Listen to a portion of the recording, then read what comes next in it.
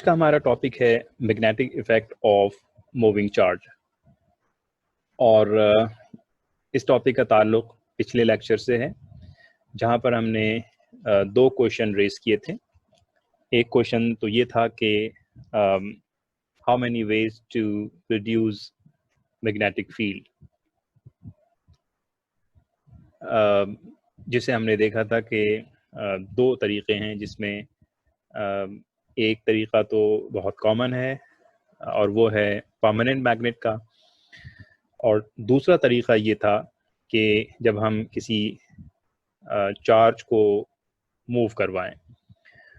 Charge की ये motion किसी वायर में हो सकती है या फिर किसी फ्री स्पेस में भी हो सकती है। दोनों सूरतों में मैग्नेटिक फील्ड प्रोड्यूस होगी, और इन दोनों मैग्नेटिक फील्ड की जो प्रॉपर्टीज़ हैं वो एक ही तरह से होंगी।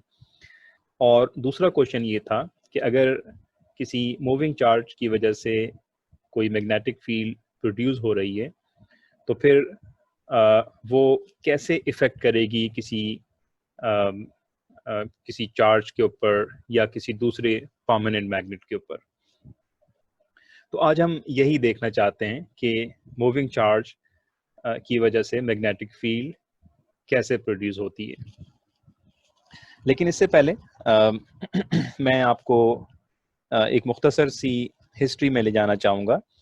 वो ये है कि अगर हम मैग्नेटिक मटेरियल की बात करें, यानी परमानेंट मैग्नेट के बारे में कहा जाए, तो ये तो बहुत पुरानी साइंस है। तो इसके बारे में तो इंसान बहुत अरसे से जानता है, यानी तकरीबन 2500 साल पहले से इंसान को मालूम है कि मैग्नेटिक मटेरियल्स होते हैं और उनकी फील्ड है। कुछ परमानेंट मैग्नेटिक मटेरियल ऐसे हैं जिनकी फील्ड बहुत ज़्यादा होती है, और कुछ परमानेंट मैग्नेटिक मटेरियल ऐसे हैं जिनकी फील्ड कम होती है। लेकिन बहरहाल अगर आपके पास कोई परमानेंट मैग्नेटिक मटेरियल है, यानी मिसाल के तौर पर बार मैग्नेट, तो उसकी फील्ड कांस्टेंट होगी, उसको आप तब्दील नहीं कर सकते। हाँ, अगर आप उसको किसी तरह से ब्रेक करें और उसका साइज़ कम कर दें तो फिर उसकी मैग्नेटिक फील्ड उसी कदर कम हो जाएगी। लेकिन अगर एक परमानेंट मैग्नेट आपके पास है तो उसकी जो फील्ड है वो कांस्टेंट होती है, उसे ना तो आप बढ़ा सकते हैं ना कम कर सकते हैं। और दूसरी ये भी पॉसिबिलिटी नहीं है कि आप उसकी मैग्नेटिक फील्ड को स्विच्ड ऑफ कर दें और अपनी मर्जी से स्विच्ड ऑन कर लें। तो परमानेंट मैग्नेट के साथ ये सारे सिलसिले नहीं हैं।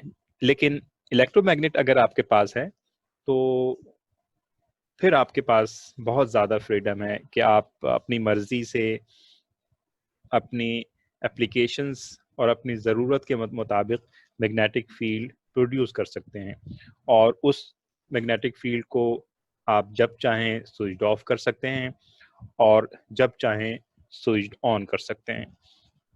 जबकि ये इलेक्ट्रोमैग्नेटिक के बारे में कहा जाए तो इसकी डिस्कवरी बहुत बहुत पुरानी नहीं है, और this was discovered by a Danish scientist named as Hans Christian Ørsted, और 1820 में एक बहुत ही सिंपल एक्सपेरिमेंट के ज़रिए इन्होंने डेमोस्ट्रेट किया कि किसी मूविंग चार्ज की मदद से मैग्नेटिक फील्ड प्रोड्यूस की जा सकती है।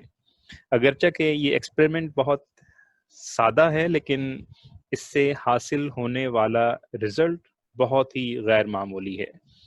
यानी मुख्तसर तौर पर मैं आपको बता सकूं तो अहम बात इस एक्सपेरिमेंट की ये है कि इस एक्सपेरिमेंट से पहले ये ख्याल किया जाता था कि इलेक्ट्रिसिटी और मैग्नेटिज्म ये दो बिल्कुल अलहदा साइंस है।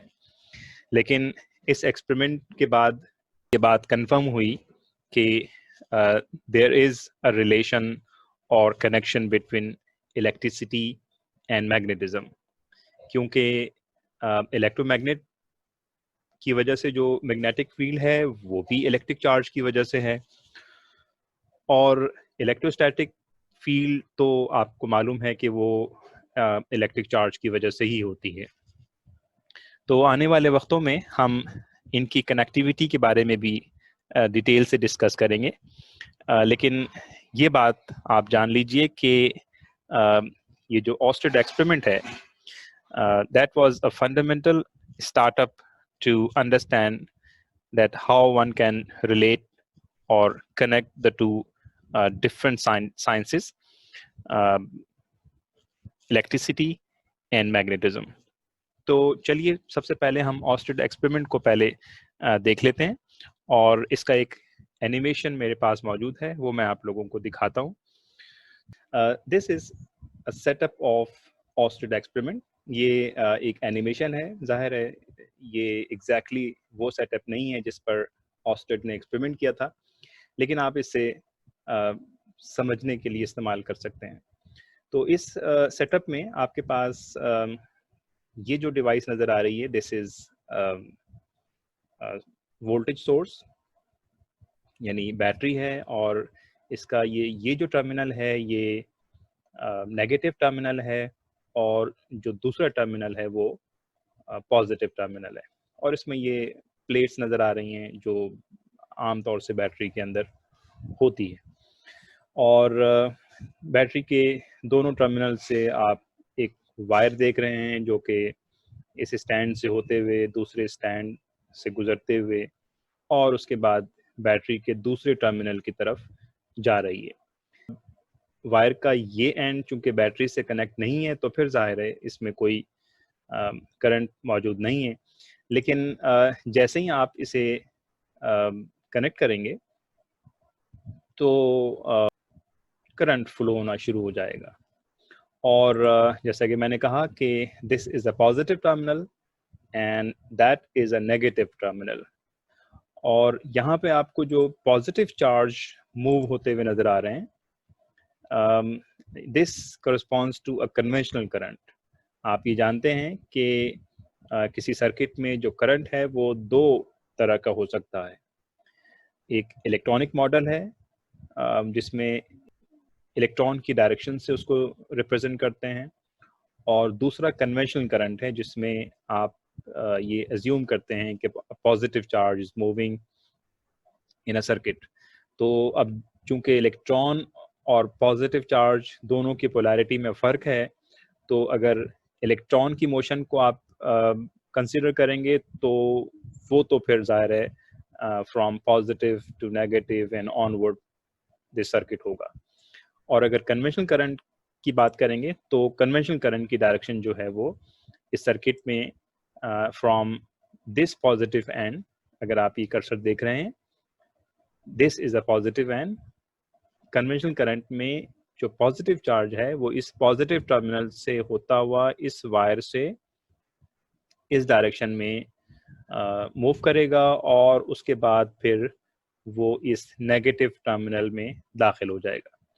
तो यहाँ पर भी हम कन्वेंशनल करंट की बात कर रहे हैं, इसी लिहाज से पॉजिटिव चार्ज यहाँ पे दिखाया गया है, लेकिन हकीकत में ये नेगेटिव चार्ज होते हैं।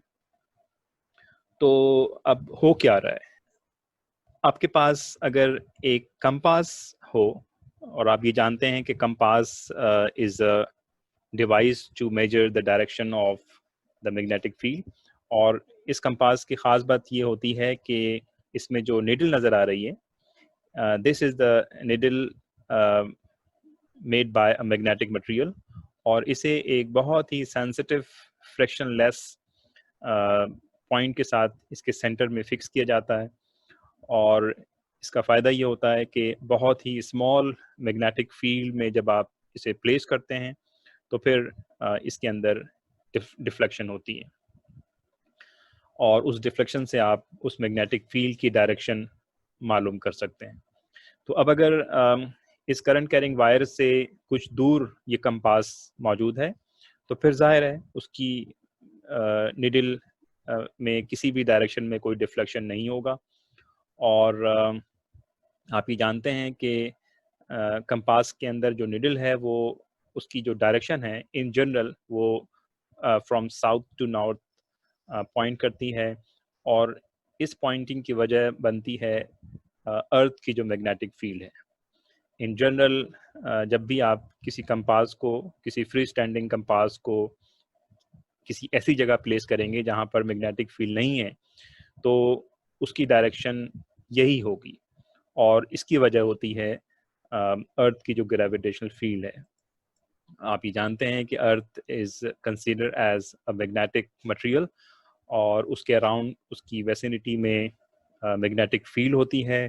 पिछले लेक्चर में भी हमने आपको बताया था, अगरचे कि वो मैग्नेटिक फील्ड बहुत वीक होती है, लेकिन बहरहाल उसकी अपनी एक मैग्नेटिक फील्ड मौजूद है। और अगर इस पिक्चर में भी आप देखें तो दिस इज द नॉर्थ, और एंड यहाँ पे कहीं साउथ होगा, और इसकी वजह से ये कंपास जो है हमेशा इसकी निडल पॉइंट करेगी नॉर्थ को। तो ये जहन में रख लीजिए कि ये जो नॉर्थ को पॉइंट कर रही है ये अर्थ की मैग्नेटिक फील्ड की वजह से। So in addition to the earth magnetic field, if you place this compass in a magnetic field because of other electromagnet or permanent magnet, तो फिर क्या होना चाहिए, उसके अंदर एक डिफ्लेक्शन होना चाहिए, जैसा कि आप यहाँ पे देख रहे हैं। तो इसका मतलब ये हुआ कि इस वायर की वजह से कोई फील्ड है जो कि इसको डिफ्लेक्ट कर रही है। लेकिन फर्ज कर लें कि मैं यहाँ से, अगर मैं इस एंड से इसको डिस्कनेक्ट कर दूँ, और इस डिस्कनेक्ट करने के नतीजे में करंट फ्लो होना बंद हो जाएगा, तो कंपास को भी अपनी ओरिजिनल हालत में आ जाना चाहिए, और आप ये देख रहे हैं कि कंपास अपनी ओरिजिनल हालत में आ गया। यानी इस वक्त किसी भी किस्म की कोई मैग्नेटिक फील्ड नहीं है सिवाय अर्थ मैग्नेटिक फील्ड के। लेकिन जैसे ही आप इस वायर को इस बैटरी से दोबारा से कनेक्ट करेंगे और करंट फ्लो होना शुरू हो जाएगा, तो फिर यकीनी तौर पर मैग्नेटिक फील्ड होगी, कंपास के अंदर एक डिफ्लेक्शन होगा। और पिछले लेक्चर में हमने देखा था कि जो मैग्नेटिक फील्ड है वो क्लोज लूप के फॉर्म में होती है, और तो मैग्नेटिक फील्ड एक क्लोज लूप फॉर्म करेगी around this current carrying wire. और इसमें आप उसकी डायरेक्शन को देख सकते हैं। This is the arrow of magnetic field direction pointing in this direction, और यहाँ से यहाँ जाते हुए वो इस एरो, ये एरो लेफ्ट की तरफ पॉइंट करेगा, ये एरो राइट की तरफ पॉइंट करेगा, और ये क्लोज लूप में होगी।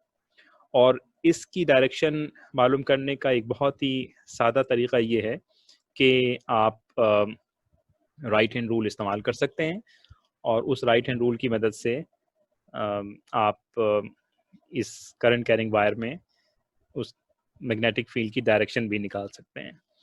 अगले स्लाइड में मैं आप लोगों को थोड़ी डिटेल के साथ बताऊंगा कि how to use a right hand rule to find a magnetic field. Anyhow, तो यहाँ पे आपने देखा कि जब आप किसी वायर में करंट फ्लो कराते हैं तो कंपास की निडल डिफ्लेक्ट होती है, और अगर आप स्विच ऑफ करते हैं, करंट स्टॉप हो जाता है, तो निडल अपनी ओरिजिनल हालत में आ जाता है।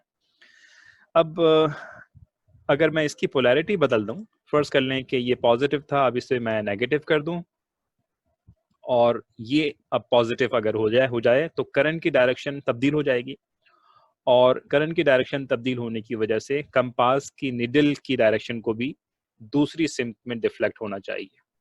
और आप ये देख रहे हैं कि ये डिफ्लेक्शन क्लियरली हो रही है। तो इसका मतलब ये हुआ कि magnetic field is produced because of the current carrying wire, and the direction of magnetic field depends upon the direction of the current in a wire. यानी अगर आप पहले डायरेक्शन अगर ये था तो मैग्नेटिक फील्ड एक डायरेक्शन में थी, अब अगर आपने टर्मिनल की पोलैरिटी चेंज करके करंट की डायरेक्शन बदल डाली तो फिर डिफ्लेक्शन की सिम्त बदल गई, यानी मैग्नेटिक फील्ड की डायरेक्शन बदल गई। यानी पहले अगर क्लॉकवाइज थी तो अब मैग्नेटिक फील्ड एंटी क्लॉकवाइज हो जाएगी। सो this is the deflection in compass.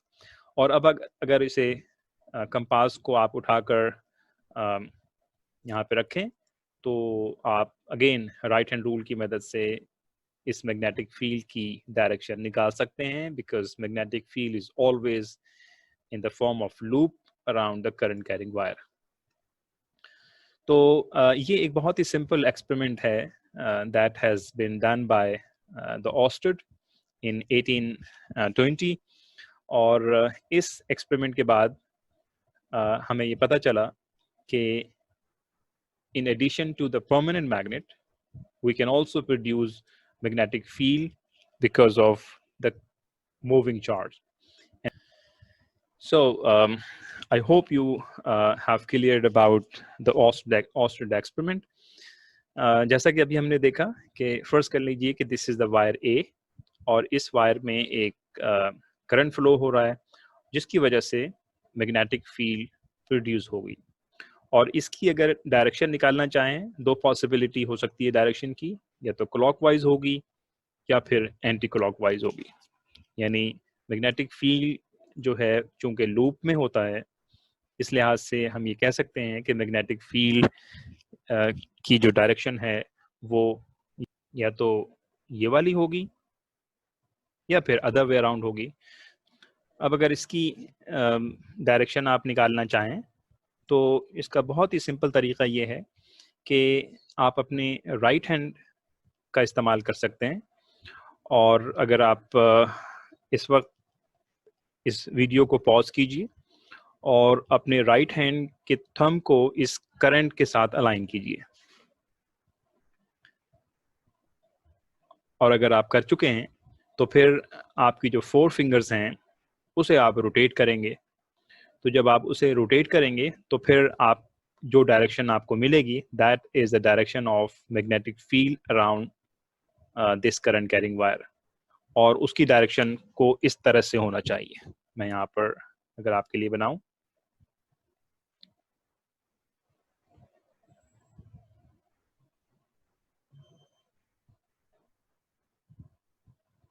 so this will be the direction of magnetic field if the current is moving in upward direction. और इसी तरह से अब दूसरी कंडीशन में अगर आप अपने राइट हैंड थंब को इस करंट कैरिंग वायर के साथ अलाइन करें तो जो 4 फिंगर्स हैं उसकी मूवमेंट मैग्नेटिक फील्ड की डायरेक्शन को रिप्रेजेंट करेगी। यानी इस केस में जो मैग्नेटिक फील्ड होगा that is actually moving in this direction. तो इन दोनों में फर्क क्या है कि करंट की डायरेक्शन चेंज करने से मैग्नेटिक फील्ड की डायरेक्शन तब्दील हो गई। अब दो ही पॉसिबिलिटी है, या तो ये क्लॉकवाइज होगी या फिर एंटी क्लॉकवाइज होगी। So this is considered as an anti clockwise and this is clockwise. तीसरी कोई पॉसिबिलिटी नहीं है। ये जहन में रहे कि magnetic field is a vector quantity, तो इस मैग्नेटिक फील्ड की जो इंटेंसिटी है वो तो इन दोनों केसेस में एक ही रहेगी अगर करंट का मैग्नीट्यूड सेम है। लेकिन इन दोनों में जो फर्क है वो सिर्फ और सिर्फ डायरेक्शन की वजह से होगी कि अगर एक के केस में करंट ऊपर की तरफ है तो direction of magnetic field is anti clockwise, and if you switch over the direction of current, then the magnetic field direction switch over to the clockwise. Okay, so what we get from Oersted experiment. So Oersted experiment successfully connected the electricity and magnetism. इससे पहले इन दोनों field को, electrostatic और magnetism को, बिल्कुल अलग तस्वर किया जाता था। लेकिन इस एक्सपेरिमेंट के बाद ये पता चला कि I mean the source of both field and force are same, which is the electric charge. तो उसके बाद अब हम इलेक्ट्रोमैग्नेटिक फील्ड की बात करते हैं इंस्टेड ऑफ कंसीडर सेपरेटली।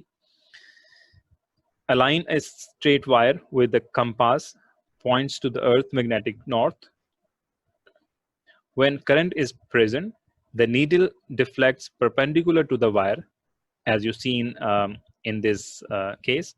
जैसे ही आप इसमें करंट स्विच ऑफ करेंगे, इस कंपास की जो निडल है ये अपने आप को अलाइन कर लेंगी towards the north of the earth magnetic field. और जैसे ही आप इसमें करंट ऑन करेंगे तो फिर इसकी जो डायरेक्शन है वो इस करंट कैरिंग वायर की मैग्नेटिक फील्ड की डायरेक्शन में अलाइन हो जाएगा। और तमाम कंपास की डायरेक्शन आप ये देख सकते हैं कि this is exactly aligned along the magnetic field of the current carrying wire. When the current is reversed, the needle deflects in the opposite direction. ये अभी हमने देख लिया। A charge moving through a state conductor produces a circular magnetic field around the conductors.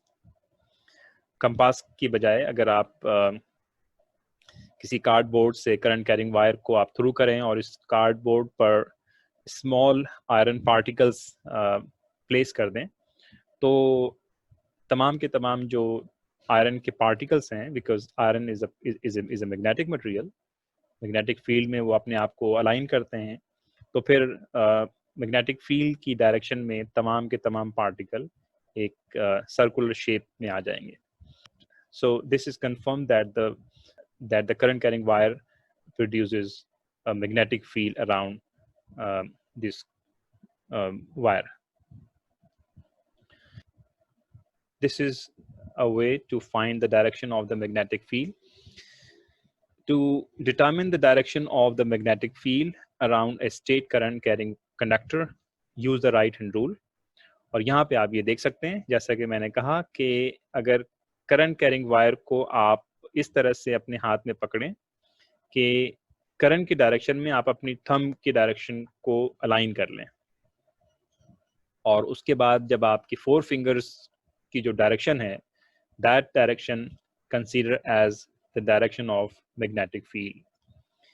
So if you use the electron model instead of conventional current, you must use your left hand rule. यानी अगर आप conventional current ले रहे हैं, यानी positive charge की motion को आप करंट कह रहे हैं, तो फिर तो आप राइट हैंड रूल यूज करेंगे। लेकिन अगर आप इलेक्ट्रॉन की मोशन को कंसिडर कर रहे हैं, जो कि जाहिर है कन्वेंशनल करंट के ऑपोजिट डायरेक्शन में होता है, तो फिर मैग्नेटिक फील्ड की डायरेक्शन मालूम करने के लिए लेफ्ट हैंड का इस्तेमाल किया जाएगा। लेकिन तरीका दोनों में एक ही तरह होगा कि आप थंब को आप करंट के साथ अलाइन करेंगे and 4 finger gives you the direction of magnetostatic field. लेकिन आई वुड सजेस्ट कि आप कन्वेंशनल करंट का ही इस्तेमाल करें, क्योंकि आम तौर से इलेक्ट्रिक सर्किट में और मैग्नेटोस्टैटिक में इलेक्ट्रॉन फ्लो को कंसीडर नहीं किया जाता। Representing current and magnetic fields, ये हमने पिछली क्लास में भी आपको बताया था कि a cross section of a wire is often shown. The current can either go into the page represented as cross, or out of the page represented by a dot. So this model based on an arrow. The magnetic field gets further apart as you move away from the wire to indicate that it is getting weaker and weaker. Implications. Magnetic field lets you know the technologies like motors and generators. This demonstrated using electricity to produce magnetism, and can produce magnetic field with properties that can be controlled. So the electromagnetic has an application that you can turn the magnetism on and off according to your requirement, can change the direction of the magnetic field, can change the strength of the magnetic field. तो ये वो properties हैं जो permanent magnet के अंदर आपके पास freedom नहीं है। सिर्फ और सिर्फ इलेक्ट्रोमैग्नेटिक के अंदर ये फ्रीडम है कि आप उसको अपने लिहाज से switched off switched on end of कर सकते हैं, उसकी डायरेक्शन को तब्दील किया जा सकता है, और उसकी स्ट्रेंथ को आप कम या ज़्यादा कर सकते हैं। क्योंकि मुख्तलिफ एप्लीकेशंस में आपको मुख्तलिफ इंटेंसिटी की मैग्नेटिक फील्ड चाहिए होती है। तो अब बजाय इसके कि आपके पास मुख्तलिफ इंटेंसिटी के परमानेंट मैग्नेटिक फील्ड हों, आप इलेक्ट्रोमैग्नेट इस्तेमाल कर सकते हैं by just changing the magnitude of the current, because magnetic field is a function of magnitude of current. Okay, that's the end of this lecture.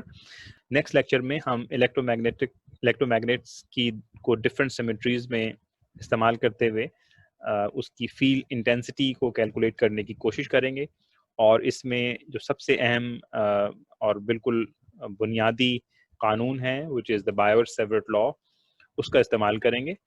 और उसके लिए फिर आपको कोई वेक्टर अलजेब्रा और कैलकुलस का इस्तेमाल करना होगा। तो आई वुड सजेस्ट कि आप उसको दोबारा से अपनी पुरानी नॉलेज को गो थ्रू कर लीजिए, ताकि इसकी कैलकुलेशन करने में आप लोगों को सहूलत हो।